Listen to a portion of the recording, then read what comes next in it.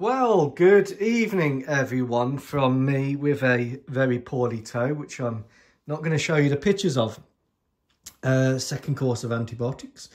But anyway, I wanted to do a video while the G550 AEW thing dries. It's on the subject of what if modelling. Now, firstly, if you make comments on this channel, unless they're naughty, then I'm not going to delete them, etc. If they are offensive to others, well, yeah, they'll probably get deleted to keep you out of trouble. If they are like a comment which says, oh, well, this model could do better, then I don't have a problem with that, because each model is a journey. So if we start off here with the mantellas, you can see that the first set of mantellas wasn't as good as the last mantella, and that's in part due to the kit being a superb Revell one. But there's always something to learn. So, for example, here with this G550 Sova M Supply window masks, which I've put on, and as you can see here, I need to do some more work with the filler and sanding that down so that looks better, because you can always make your models better. You get to a point where you're at the limits of your own ability, and that's when I believe it's time to stop. The next model will be better.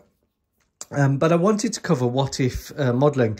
Now, obviously, someone has had a problem with the fact that this is a what if fantasy channel. Yeah, it is. And they suggested I go play fantasy games on the computer, which, well, if I wanted to play fantasy games on the computer, I would. But I run a what if modelling channel, slightly comedic, because I want to. So, yeah, you're welcome to your opinion. But if you put a comment like that, I'm just going to delete it. So don't waste your time, find another channel. But firstly, thank you to the tremendous support that I have had across everyone, basically. Thank you very much. You've really helped the channel and appreciate it. Now, do model manufacturers always get everything right? Well, no, they don't. So here is Airfix's Shrike pylon, and what's happened is they've looked at a picture of the Vulcan and they've confused the door of the landing gear with a pylon. So the ECM pylon for the Shrike Vulcan is being loaded, and they've confused it. And also, if you have a look at Airfix's interpretation of the ECM pod there, it's absolutely nothing like the Hasegawa one. So mainstream modelers don't, mainstream model firms don't get everything right. Now, on the subject of today's video, the Vulcan, what if or what, or when to what if? So the Vulcan, firstly, is a lovely kit, and if you are like me thinking of getting an old Airfix kit to cut up, just don't, because the work you have to put into actually making it look like a Vulcan with the putty is tremendous, whereas this one actually looks like a Vulcan even on the sprues.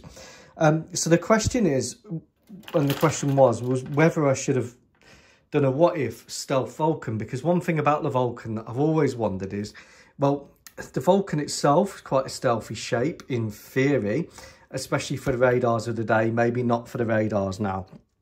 But obviously radar returns have a good time with circular areas. They have a good time with intakes where the intake fans are exposed, and they have a good time with tails, anything that sticks out. But they don't have such a good time is with angles like this, especially where the angles match each other.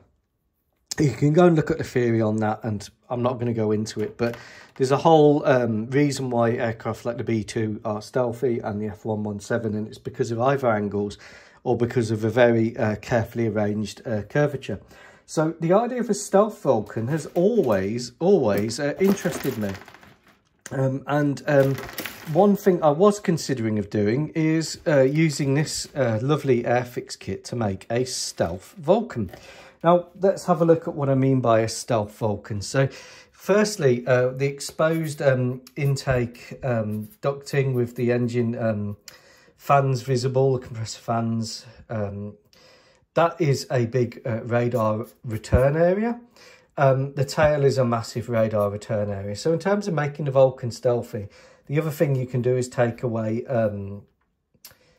tubes and pitots and use things like the F22 where it has the and the B2 where it has like the recessed pitot system, so the air comes over and it doesn't have a radar reflecting antenna or aerial, so that's a quick win.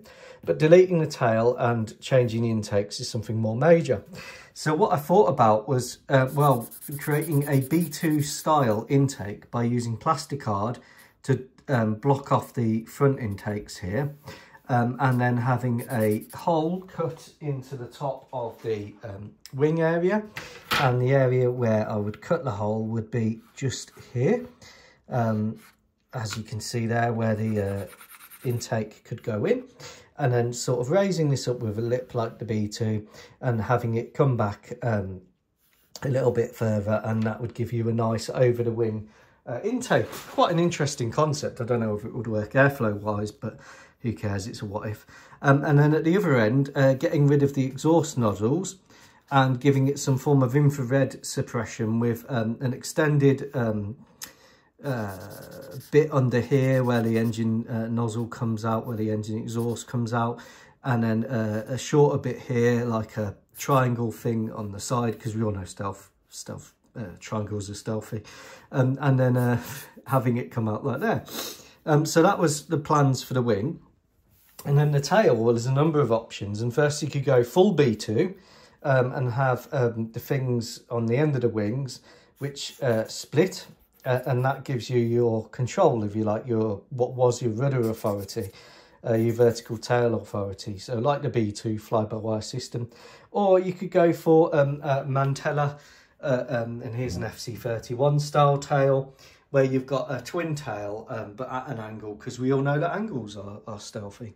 So those were some of the options for the Airfix B2. Thanks to everyone who took part in the poll.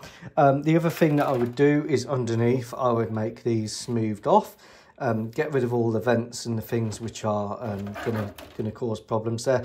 Now, I really want to do the Stealth Vulcan, but I managed to secure the old 1986 Revell Advanced Technology bomber kit, which was their precursor to the B2. So in a way, my Vulcan stealth project has rendered itself instantly obsolete, because however much you convert the Vulcan into a stealthy aircraft, you've still got this round fuselage area, round tail area, and you've still got that radar reflectivity problem. So the Vulcan is going to become another B3, but it will be the latest version of the B3, the B3 MMM, and it will be carrying the Big Mama missile. Now, someone has said, well, the Big Mama missile is, you know, it's a lot harder to do hypersonic flight than it appears.